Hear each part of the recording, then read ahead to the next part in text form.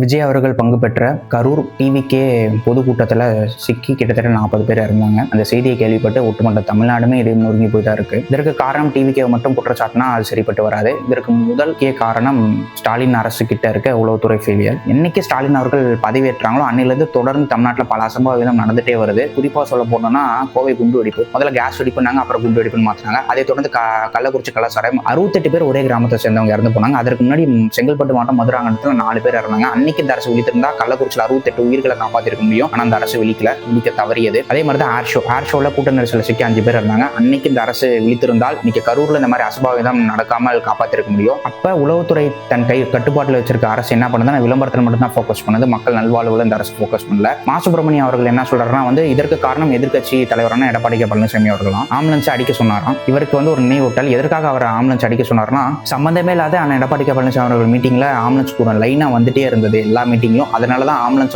தடுத்து நிறுத்த சொன்னாரே தவிர அடிச்சு ஓட அதெல்லாம் எதுவுமே சொல்லல அவரு. அப்ப இந்த அரசு எந்த நிகழ்வு நடந்தாலுமே எதிர்கட்சி மேலதான் குற்றம் சாட்டுறாங்களே தவிர தன் மீது அதை எடுத்துக்கிட்டு எங்களோட தவறுன்னு எடுத்துக்கிட்டு அதுல இருந்து திருத்திக்கே இந்த அரசு தவறிட்டே வருது. அண்ணன் எடப்பாடி கே பழனிசாமி அவர்கள் முதல்வராக இருக்கும்போது அத்திவரதர் 40 வருஷத்துக்கு ஒரு முறைதான் காட்சியளிப்பாரு. அப்ப கிட்டத்தட்ட 1.5 கோடி பக்தர்கள் தரிசித்து சென்றாங்க. அன்னைக்கு இந்த மாதிரியான அசம்பாவிதம் எதுவுமே நடக்கல. அதே மாதிரி இன்னைக்கு இருக்க நியூஸ் சேனல் என்ன பண்றதுன்னா ஒரு நியூஸுக்கும் இன்னொரு நியூஸுக்கும் நடுவுல அப்படியே சோக மியூசிக்கை போட்டு நியூஸை பரப்பிட்டு வராங்க. கள்ளக்குறிச்சி கலாச்சாரத்தப்ப திரு மு க ஸ்டாலின் அவர்கள் இவ்வளவு விரைவாக கரூர் கள்ளக்குறிச்சி சென்றாருன்னு எடுத்து பார்த்தா இல்ல. வெங்கைவேல் இன்சிடென்ட் நடக்கும்போது இவ்வளவு விரைவாக சென்றாரா அப்படின்னு எடுத்து பார்த்தா இன்னைக்கு வரையும் செல்லவே இல்லை. அப்ப இந்த விஷயத்துக்கு மட்டும் ஏன் இவ்வளவு பெரிய முக்கியத்துவம் இந்த மீடியாக்கள் தருது? அப்ப இந்த மீடியாக்கள் யாரோட கைகூலியா இருக்கு? திரு எம்.ஆர். விஜயபாஸ்கர் அவர்கள் தொடர்ந்து அதே இடத்துல இரவு முழுவதும் இருந்தாரு. ஆனா எந்த நியூஸ்லயுமே அதை கவர் பண்ணல. மாறாக செந்தில் பாலாஜி அவர்களும் அன்பில் மகேஷ் பொய்யாமொழி அவர்கள் கண்ணீர் விட்டதை மட்டுமே இந்த நியூஸ் மீடியாக்கள் ப்ரொஜெக்ட் பண்றாங்க. அப்ப மக்கள் நீங்க தெளிவா புரிஞ்சுக்கோங்க. உளவுத்துறை ஃபெயிலியர். மீண்டும் இந்த அரசு விளம்பரத்தை மட்டுமே